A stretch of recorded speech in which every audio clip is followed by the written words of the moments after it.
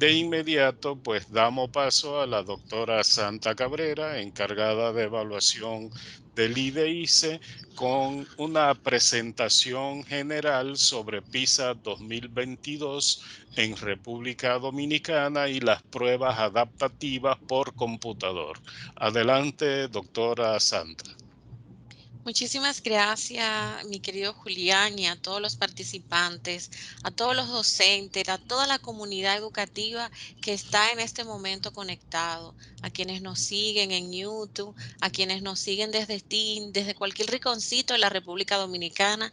Gracias por hacer posible que hoy estemos acá, a UNIBE, a Currículo y a todo el que está acá en esta maravillosa mesa que vamos a tener.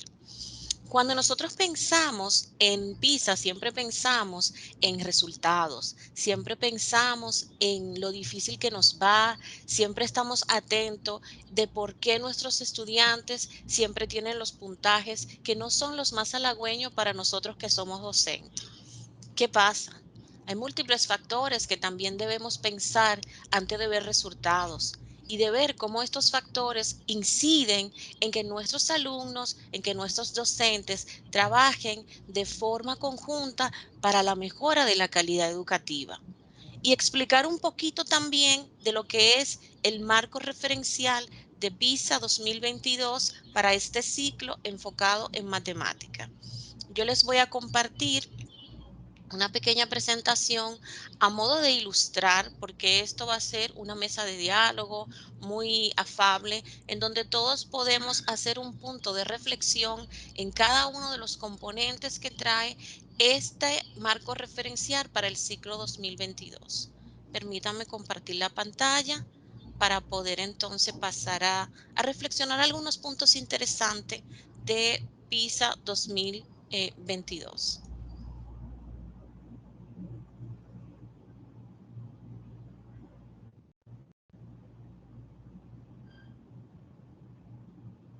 ¿Me confirman si la pantalla puede verse completamente?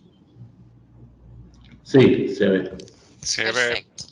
pero si la puede hacer pantalla completa, Creo que está en pantalla completa, ¿no? bueno. Perfecto.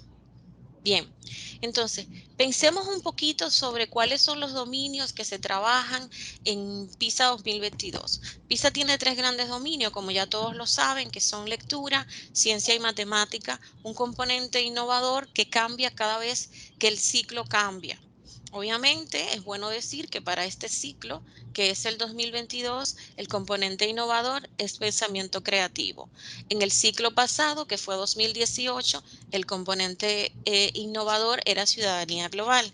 Y para este próximo ciclo que viene, en el 2025, cambia pensamiento creativo a lenguas extranjeras. Importante, los ciclos tienen un componente innovador que siempre va a ir cambiando porque la educación no es estática. La educación se va renovando, se van incorporando cambios que hacen que todo esto cambie. Uno de los más grandes cambios que se ha incorporado ya en nuestro diario vivir es esta crisis de COVID-19 que todos vivimos, esta pandemia mundial, lo que hace que también para este tipo de prueba se incorporen otros cambios que se verá reflejado. Pero ¿cuál es el foco de atención para este ciclo? Las matemáticas, específicamente repensada desde el punto de resolución de problemas y pensamiento lógico matemático. ¿Por qué estas dos grandes competencias dentro del marco referencial de PISA son tan importantes? Es que la mayoría de nuestros estudiantes, al momento de estar en nuestras aulas, desde que inician la educación inicial, deben estar desarrollando competencias, no esperar a que culmine la educación preuniversitaria para entonces comenzar a pensar en competencias y desarrollo de contextos auténticos. Por eso, PISA evalúa competencias que se van trabajando desde el momento en que el niño comienza la educación inicial hasta llegar a la edad de 15 años. Importante pensar que cuando hablamos de competencia y marco referencial de PISA, siempre los cambios van a permitir que cambie también el concepto o la definición del dominio en el que se está trabajando. No será igual el concepto con el que fue definido PISA 2018 al concepto con el que es definido este marco referencial para PISA 2022.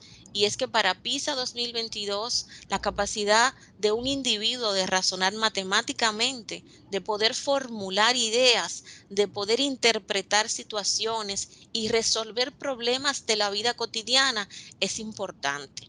Y es parte de la herramienta del diario vivir de cada uno de nuestros estudiantes.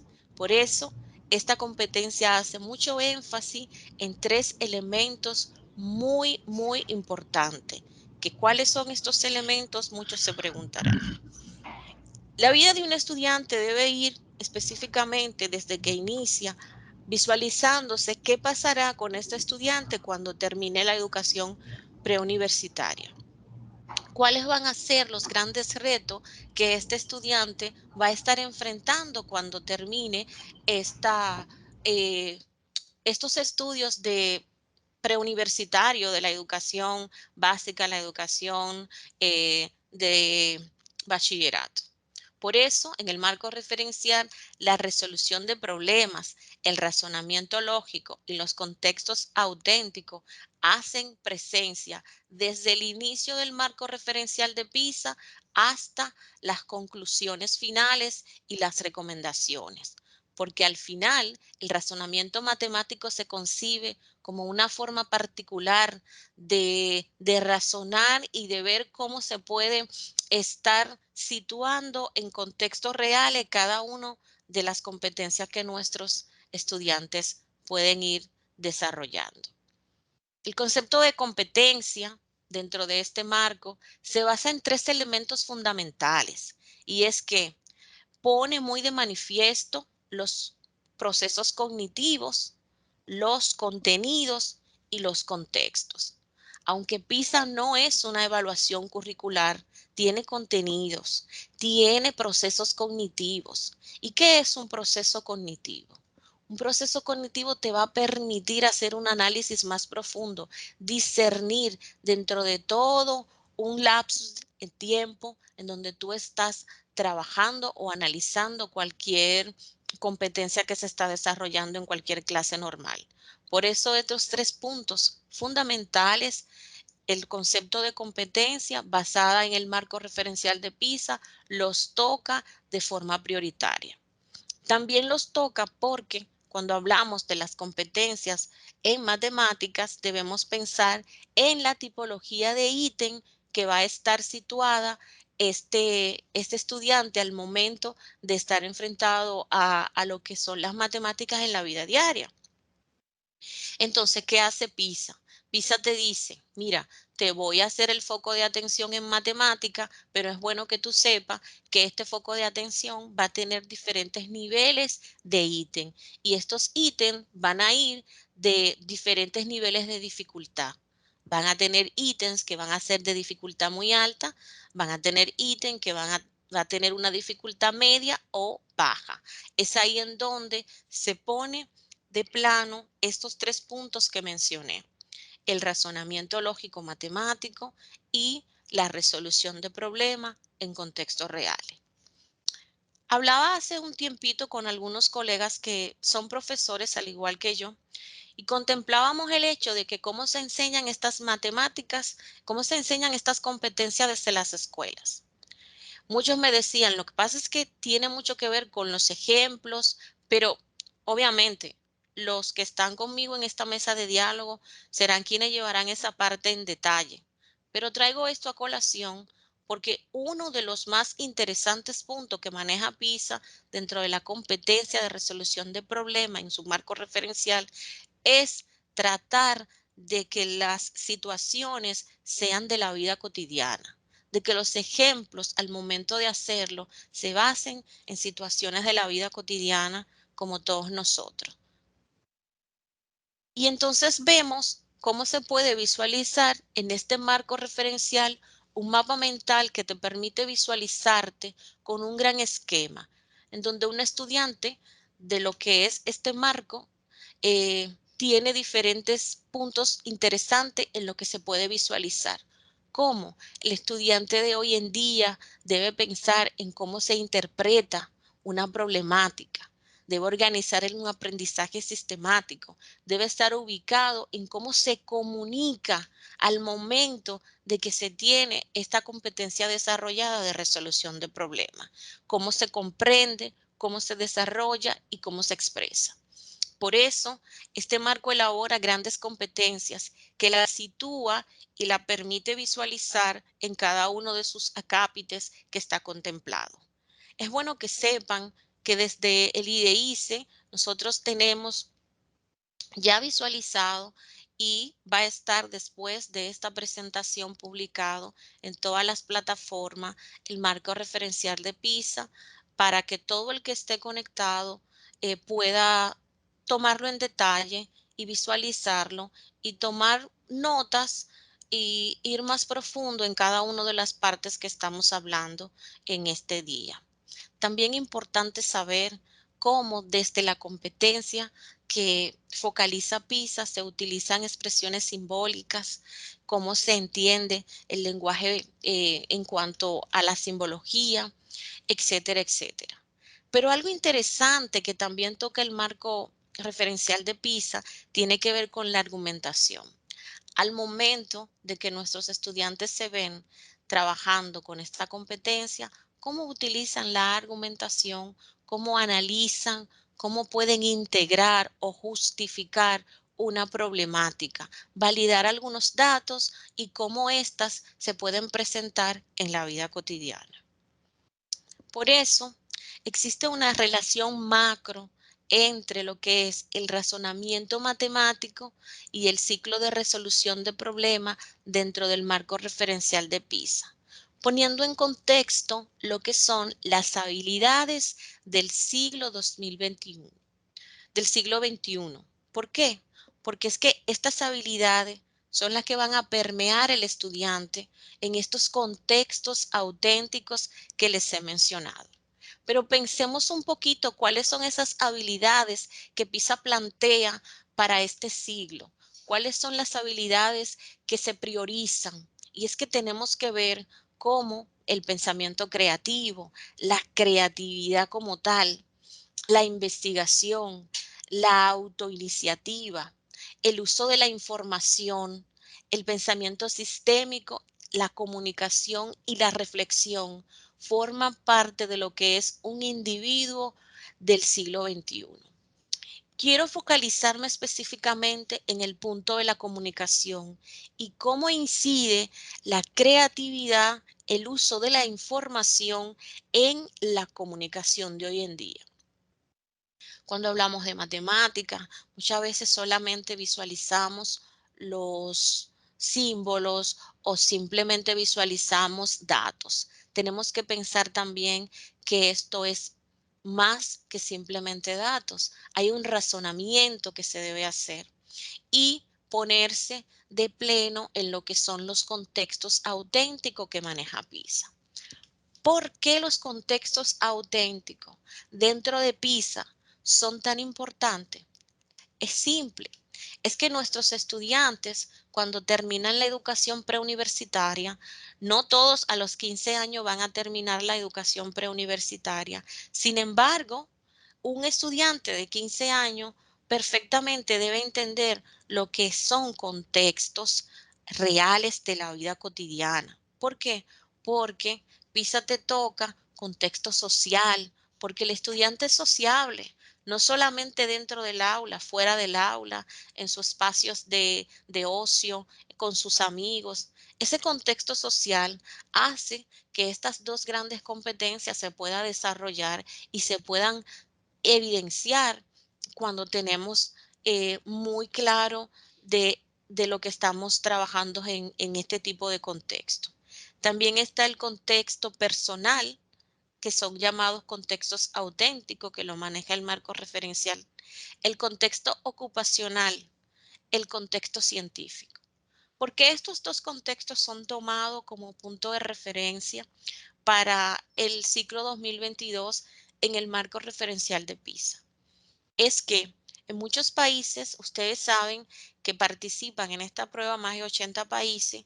Muchas veces la educación preuniversitaria la terminan entre los 16, 17 o 15 años y se incorporan durante un año para practicar lo que sería la vida ocupacional o la vida de un trabajo normal. Muchos de nuestros estudiantes no necesariamente van a estar terminando la educación preuniversitaria a esta edad, pero sí comienzan a tener parte o un part-time o lo que le llamamos un medio tiempo de algunos oficios ocupacionales que se deben estar ya sea en la casa, ya sea ayudando al papá, y por eso PISA lo toma como importante dentro de los contextos auténticos que maneja este marco referencial. Hay un contexto muy interesante que va de la mano con nosotros como comunidad educativa, pero específicamente con nosotros como institución, porque es un componente científico. Hacer y desarrollar en nuestros estudiantes esa capacidad, ese deseo por conocer más, porque aprendan más con relación a lo científico, a que se cuestionen. Ese cuestionamiento del por qué funciona esto o por qué funciona tal cosa, eso es normal y debe estar incorporado en cada uno de nuestro diario vivir. Por eso, dentro de PISA, el contexto científico es muy relevante. Dentro de este marco también se toca lo que sería eh, la definición de competencia, pero con la modelización en matemática. ¿Por qué específicamente? Yo quise traer este cuadro que está acá sobre cómo los problemas del mundo real pueden formularse, se puede predecir o validar, se pueden interpretar. Esto es algo básico que se supone que ya todo el mundo debe conocer. Sin embargo, es importante que se traiga a colación porque muchas veces no tenemos claro estos conceptos. Por eso el marco referencial lo toca. Por eso el marco en el ciclo de modelización hace mucho énfasis en en cómo se reformula o se formulan problemáticas, en cómo se interpreta una situación que ocurre, pero sobre todo de cómo se hace un buen planteamiento de un problema. Son aspectos centrales que nuestros jóvenes, específicamente ya de 15 años, deben tener claro. Sin embargo, por alguna razón, no se desarrollan por completo. Por eso PISA hace mucho hincapié en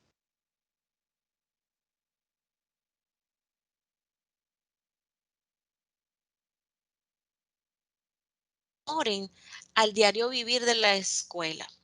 Y dentro de lo que vamos a publicar, no solo da estos ejemplos, sino que va más en detalle a nuestro contexto de República Dominicana. Porque cuando hablamos de PISA siempre queremos ver otros países, queremos ver cómo funciona en Alemania o cómo funciona en Francia o en Finlandia, pero también tenemos que pensar en países que están más en contexto como nosotros y que como desde edades muy tempranas comienzan a trabajar este tipo de competencia en sus escuelas. Desde la educación inicial comienzan a desarrollar lo que es el pensamiento lógico, lo que es la resolución de problemas, pero sobre todo cómo de forma práctica hacen que nuestros niños visualicen una posible solución a un problema de la vida cotidiana. Entonces, ¿por qué es tan importante visualizar a el estudiante del siglo XXI ubicado desde la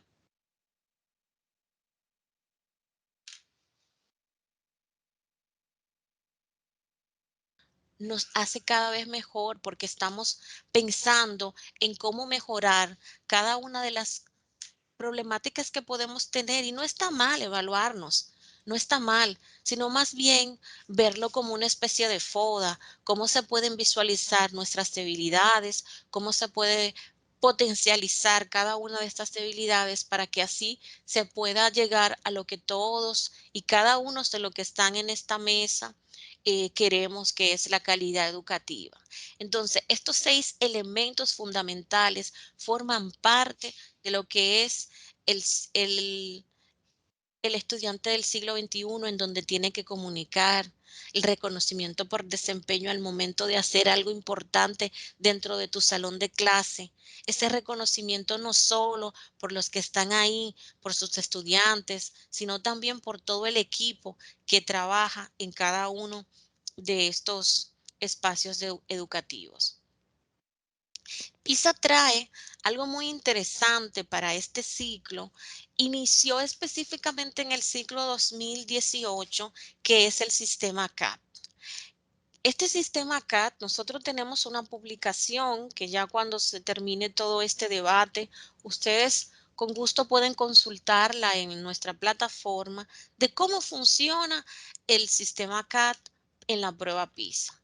Cuál es la operatividad y cómo éste se ajusta cada día o al momento del que el estudiante se enfrenta a tomar esta prueba.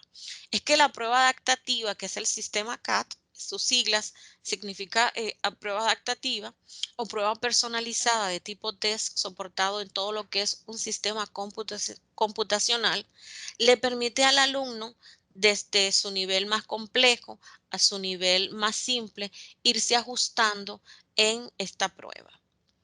Es más bien un algoritmo que generalmente se inicia seleccionando un elemento de dificultad media o más fácil. ¿Y qué hace el alumno al momento de tomar la prueba? Para este ciclo en específico, este sistema va a ir reacomodando cada una de las respuestas que este alumno pueda tener.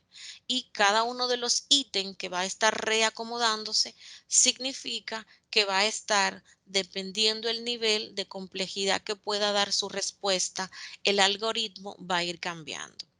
Estos sistemas se actualizan dentro de este marco referencial porque es mucho más ventajoso para cualquier alumno poder iniciar una de los ítems que se les presenta cuando da la respuesta.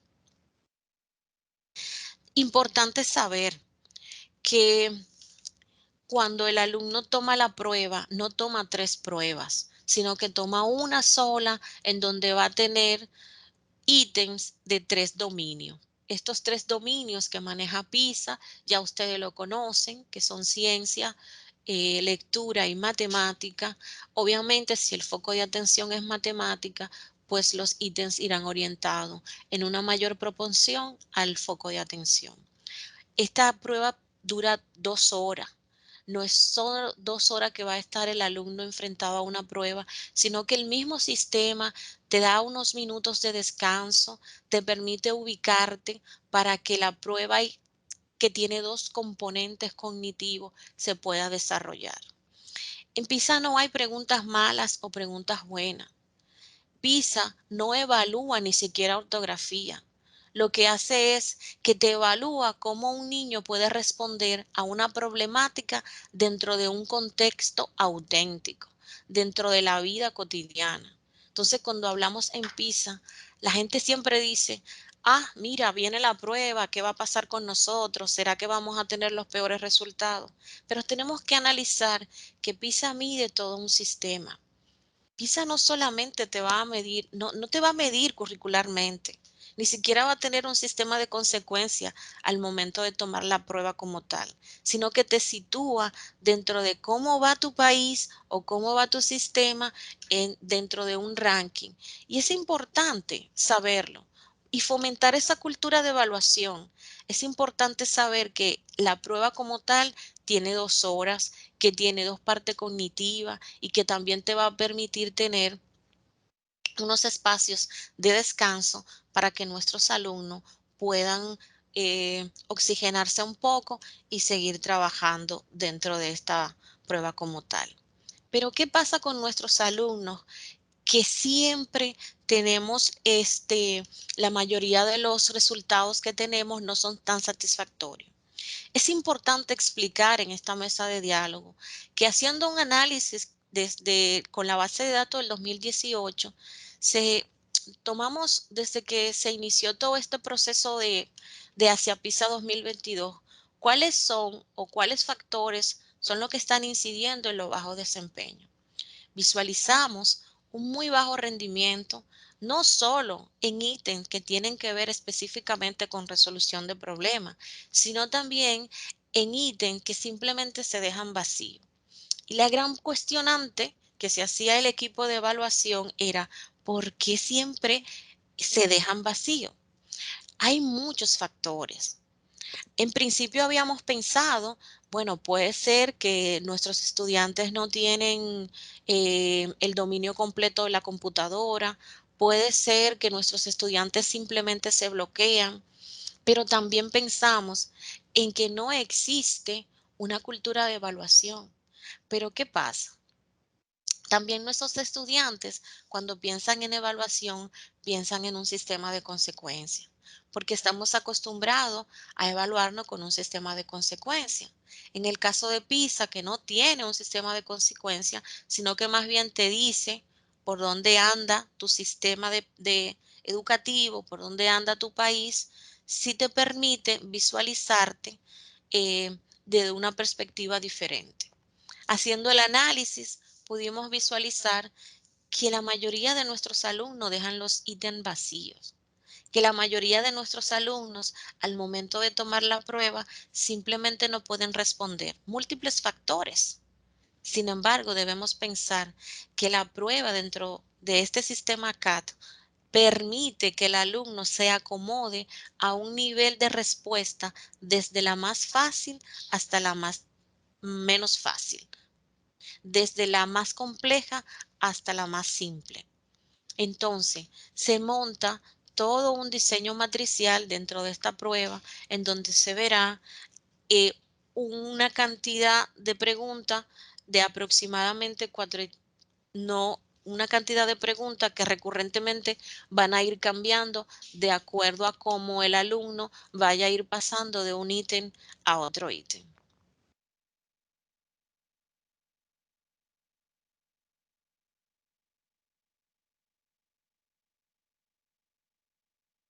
Con nuestros estudiantes que simplemente la mayoría de ellos se bloquean, no responden, se asustan. Grandes esfuerzos son lo que se están haciendo desde el Ministerio de Educación, desde nuestro Instituto de Evaluación e Investigación de la Calidad Educativa para tener mejores resultados. Pero es bueno pensar en algo interesante. Los resultados en educación no se miden de un ciclo a otro. Los resultados en educación implican proceso, pero también implica un tiempo en donde se debe motivar y en donde se le debe explicar a cada uno de los componentes educativos de que evaluarse no está mal, sino más bien hay que entender que son procesos para identificar las mejoras que podemos tener. Siempre pongo esta lámina cuando estoy trabajando con cualquiera, ya sea un taller en el Congreso que tuvimos o ya sea una mesa de diálogo. Esta para mí es una de mis mejores láminas. ¿Por qué? Porque esto no se hace solo. Hay todo un equipo de trabajo que está detrás de todo este departamento, que cada quien aporta su granito de arena y para mí es satisfactorio poderlo compartir con cada uno de los que están conectados en YouTube y conectados desde la plataforma Teams. Hay unas preguntas frecuentes que las personas que piensan en PISA o hablan sobre PISA siempre se hacen. También estas preguntas van a estar disponibles en las plataformas del IDEICE. Nosotros desde el departamento quisimos preparar en tipo videos simples, pero en videos llanos que nuestros alumnos perfectamente pueden entender y pueden hacer.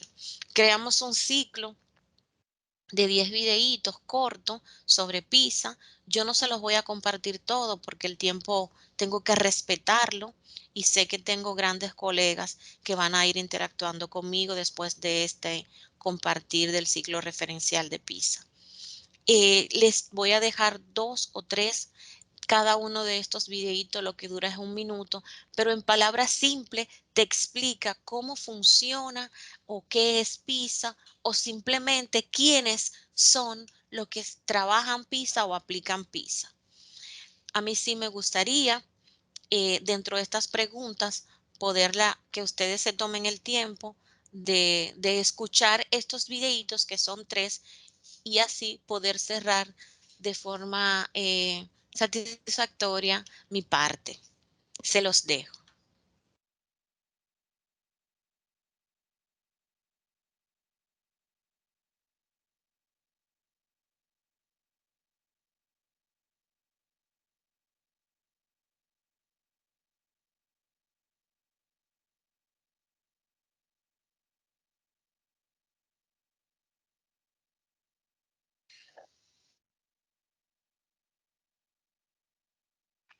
No se escucha, Santa.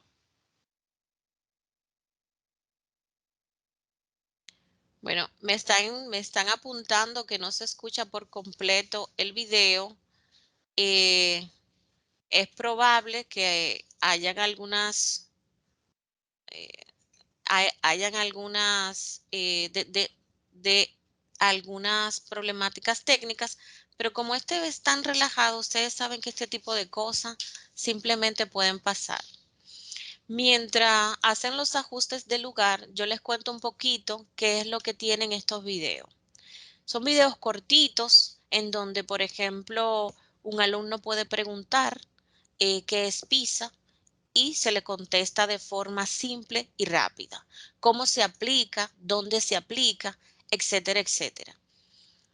Fue realizado aquí mismo con nuestras voces del equipo de evaluación y permítanme ahora compartirlo a ver si pueden escucharlo. ¿Y dónde está el Centro Nacional de Pisa? Sí, se empezó a escuchar. Hola, profe Carmen, ¿cómo está? Hola Manuel, estoy bien. ¿Y tú? Muy bien, tengo unas dudas sobre Pisa, ¿me podrías ayudar? Sí, claro. ¿Quiénes hacen pizzas? Te cuento. PISA es una evaluación creada por la Organización para la Cooperación y el Desarrollo Económico, OCDE, que busca el desarrollo y perfeccionamiento de políticas económicas y sociales de distintos países. Ah, interesante. ¿Y dónde está el Centro Nacional de Pisa? Aquí, en la República Dominicana, la entidad encargada de administrar PISA a los estudiantes dominicanos es el Instituto Dominicano de Evaluación e Investigación de la Calidad Educativa, IDEICE, que es una dependencia del Ministerio de Educación. Muchas gracias, profe. Gracias a ti.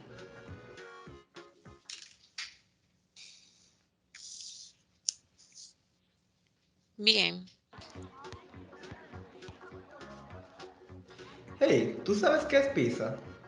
Más o menos, ¿qué quieres que te diga? ¿Por qué es que Pisa evalúa matemáticas? Pues, por el hecho de que cada día se vuelve más importante el uso de las matemáticas en la vida diaria y la preparación profesional de los jóvenes para poder contribuir a una sociedad moderna. Es importante para el sistema educativo conocer con qué grado de matemáticas se gradúan los chicos y chicas de la educación secundaria y en qué grado están preparados para planificar su futuro, razonar y resolver problemas relacionados al área. Oh, interesante. ¿Y sabes qué es lo que evalúa exactamente la competencia de matemática de Pisa? Pues, PISA evalúa tu capacidad de razonar matemáticamente y para formular, emplear e interpretar la matemática para resolver problemas en una variedad de contextos del mundo. Incluye utilizar conceptos, procedimientos, hechos y herramientas para describir, explicar y predecir fenómenos. Ayuda a las personas a conocer el papel de que la matemática juega en el mundo, además de colaborar en la elaboración de juicios bien fundados y en la toma de las decisiones que necesita un ciudadano constructivo, comprometido y reflexivo del siglo XXI. Muchas gracias.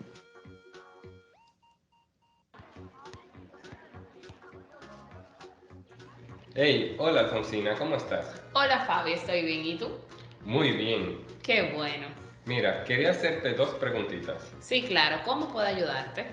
Pues la primera sería, ¿es cierto que las preguntas que nos aparecen sobre matemáticas se dividen en cuatro contextos distintos? Sí, las preguntas de matemáticas se dividen según el contexto del problema. Si se plantea un problema que puedes enfrentar tú, tu familia o tus amigos, entonces la pregunta es de contexto personal. Si el problema que plantea la pregunta se refiere a una comunidad, ya sea propia o internacional, entonces la pregunta es de contexto social. Si la situación de la pregunta se asocia al mundo del trabajo, el contexto es laboral. Y el contexto es científico si la pregunta se relaciona con el mundo natural y tecnológico. Oh, wow, qué interesante. La segunda pregunta sería, ¿Cuáles son los temas de matemática que van a salir en la prueba? Las diferentes categorías de contenido matemático son cantidad, incertidumbres y datos, cambios y relaciones, y espacio y forma. Estas categorías incluyen los temas que usamos para razonar y resolver problemas de forma matemática. Oh, muchísimas gracias. Siempre a tu orden. Algo muy elemental, estos son preguntitas fáciles, pero interesantes, que muchas personas pueden estar preguntando con relación al foco de atención o al marco referencial. Queremos compartirlo con ustedes, van a estar colgados desde nuestro portal. Es un conjunto de 10 videitos cortos titulados Preguntas frecuentes sobre PISA y el marco referencial. Eh, Interesante decir que para mí es más que un placer poder compartir toda esta información, pero que va a estar disponible con, con nuestras colaboradores de divulgación en todas las plataformas del IDEICE para consumo de toda la comunidad educativa.